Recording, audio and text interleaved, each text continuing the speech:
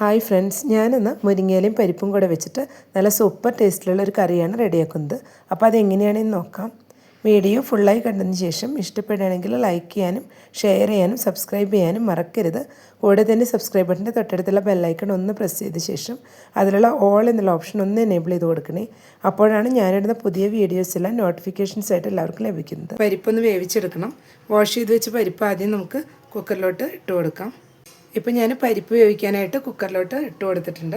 1/2 cup പരിപ്പാണ് ഇട്ട് കൊടുത്തിട്ടുള്ളത്. ഇതിലോട്ട് നമുക്ക് ഒരു ചെറിയ സവോള ചോപ്പ് ചെയ്ത് വെച്ചത് ഇട്ട് കൊടുക്കാം.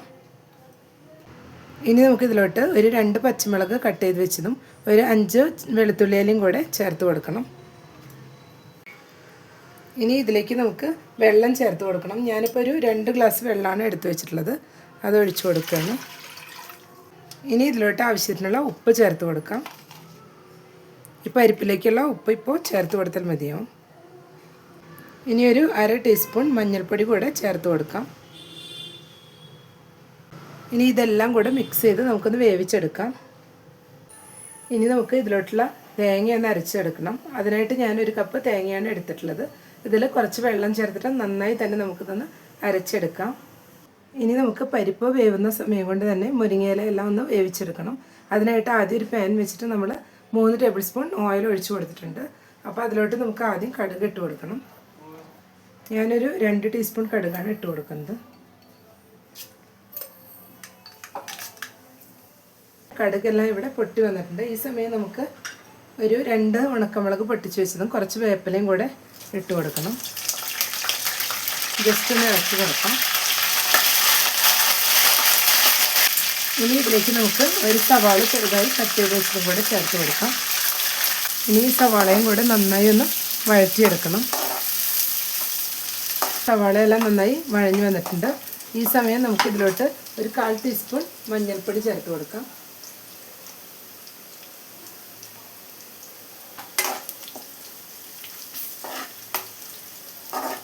ഇനി ഇതിലോട്ട് ഒരു തക്കാളി ചെറുതാക്കി കട്ട് ചെയ്ത് വെച്ചതാണ്. അതും കൂടെ ചേർത്ത് കൊടുത്ത് നന്നായി ഒന്ന് വഴറ്റിയെടുക്കണം.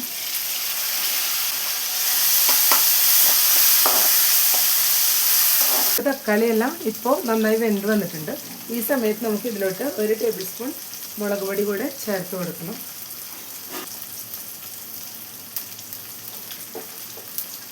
നമുക്കിതെല്ലാം കൂടെ നന്നായി ഒന്ന് മിക്സ് ചെയ്തെടുക്കാം. ഇനി നമുക്ക് ഇതിലോട്ട് മുരിങ്ങയില ചേർത്ത് കൊടുക്കാം. ഞാൻ 2 കപ്പ് മുരിങ്ങയിലയാണ് എടുത്തിട്ടുള്ളത്. അത് നന്നായി വാഷ് ചെയ്ത് വെച്ചതാണ്. അതും കൂടെ ഇപ്പോൾ ചേർത്ത് കൊടുത്ത് നന്നായി മിക്സ് ചെയ്തെടുക്കണം.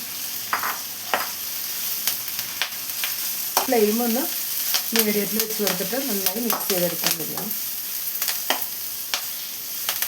ഇനി വെച്ച് ഇതെല്ലാം കൂടെ ഒന്ന് മൂടി വെച്ച് ഒന്നുകൂടെ നന്നായി വേവിച്ചെടുക്കണം. മുരിങ്ങയില എല്ലാം നന്നായി വെന്ത് വന്നിട്ടുണ്ട്. ഈ സമയം നമുക്ക് ഇതിലോട്ടുള്ള അല്പം ഉപ്പ് കൂടെ ചേർത്ത് കൊടുക്കാം. പരിപ്പിൽ ഓൾറെഡി ഉപ്പ് ചേർത്തതാണ്. അപ്പോൾ ഇതിലോട്ടുള്ള ഉപ്പ് മാത്രം ഇപ്പോൾ ചേർത്ത് കൊടുത്താൽ മതിയാവും.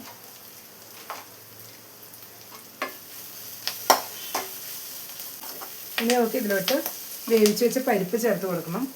ഇപ്പോൾ ഞാൻ പരിപ്പ് ഇതിലോട്ട് ചേർത്ത് കൊടുത്തിട്ടുണ്ട്. നന്നായി വേവിച്ച ശേഷം ജസ്റ്റ് ഒന്ന് ഉടച്ചു കൊടുത്തതാണ്. ഇനി ഇതെല്ലാം കൂടെ നമുക്കൊന്ന് മിക്സ് ചെയ്തെടുക്കാം. പരിപ്പ് ഇത്രയും വേവിച്ച് നന്നായി ഉടച്ചെടുക്കുമ്പോൾ നമുക്ക് കറിക്ക് നല്ല തിക്നെസ്സും നല്ല ടേസ്റ്റും കിട്ടാൻ വേണ്ടിയിട്ടാണ്.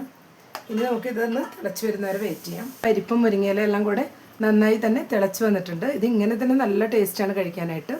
നമുക്കിതിലോട്ട് തേങ്ങ കൂടെ ചേർത്ത് കൊടുക്കണം. തേങ്ങ നമ്മൾ നന്നായി തന്നെ അരച്ചെടുത്തിട്ടുണ്ട്.